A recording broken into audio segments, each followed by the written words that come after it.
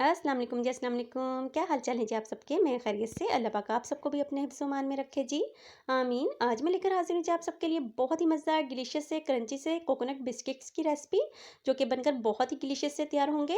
बहुत ईज़ी तरीके से आपके साथ शेयर करूँगी, ख़ासतौर पर गर्मियाँ स्टार्ट हो चुकी हैं और गर्मियों में लाइटें चली जाती हैं, और लेकिन आपका एक लाइक हमें इतनी हिम्मत देता है कि हमने बिना लाइक के ही देखें जी ये कोकोनट बिस्किट्स बनाकर तैयार किए हैं। बिना किसी ओवन के बनाएँगे, बहुत ईज़ी रेसिपी शेयर करूँगी, एक बार लाज़मी ट्राई कीजिएगा। चलिए रेसिपी स्टार्ट करते हैं। यहाँ पे आधा कप मैंने चीनी ली है, पीस लिया है इसको अच्छी तरह से। आधा कप ही दूध यूज़ करेंगे, रूम टेम्परेचर पे है। 1 टीस्पून यहाँ पे वनीला एसेंस यूज़ करेंगे। आधा कप ही यहाँ पे मैं बटर यूज़ कर रही हूँ, पिघला लिया है। कोकोनट फ्लेक्स यूज़ कर रहे हैं, आधा cup. 1 teaspoon baking powder use करेंगे। 1 टेबलस्पून यहाँ पे मैं कोकोनट मिल्क पाउडर यूज़ कर रही हूँ। तमाम चीज़ों को रफली से मिक्स कर लेंगे। और यहाँ पे हम 2 कप मैदा यूज़ करेंगे, जो कि थोड़ा-थोड़ा शामिल करेंगे, सारा इकट्ठा से नहीं शामिल करना। और स्पैचुला की मदद से अच्छी तरह से मिक्स करते चले जाएँगे।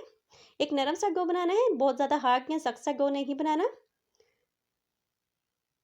यहाँ पे जो मैंने कोकोनट मिल्क पाउडर यूज़ किया है, अगर आपके पास ना हो तो आप इसको इसको इस स्किप भी कर सकते हैं, लेकिन इससे फ्लेवर बहुत इन्हेंस हो जाता है, इसलिए यूज़ किया है। अगर आपके पास ना हो तो आप कोकोनट फ्लेक्स जो मैंने इसमें यूज़ किए, यानी कि डेसिनेटेड कोकोनट जो यूज़ किया है, इसकी आप क्वांटिटी बढ़ा सकते हैं, उससे टेस्ट बहुत लाजवाब आ जाएगा। और देखें जी, बेहतरीन सी हमारी सॉफ्ट सी डो बनकर बिल्कुल तैयार है। इस तरह से सॉफ्ट डो होनी चाहिए, ना ही बहुत ज़्यादा हार्ड डो होनी चाहिए, ना ही बहुत ज़्यादा नरम होनी चाहिए, नॉर्मल सी होनी चाहिए। लम्स ना हो इसमें, इस बात का बहुत ख्याल रखिएगा।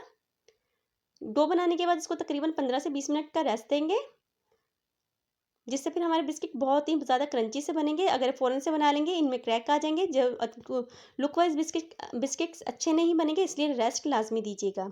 इसको अब आधे घंटे के लिए हम छोड़ देते हैं।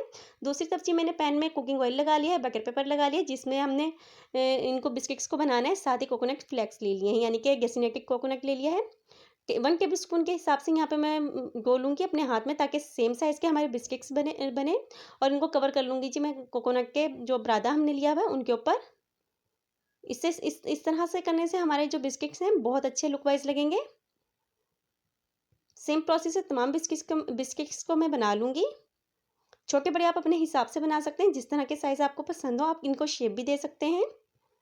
बहुत ही ईज़ी रेसिपी, बहुत ही मज़ेदार से बनकर तैयार होते हैं, बहुत क्रंची से होते हैं, टेस्ट में इंतहाई लाजवाब होते हैं। एक बार इस रेसिपी को लाज़मी ट्राई कीजिएगा, यकीनन ये रेसिपी आपको बहुत पसंद आएगी।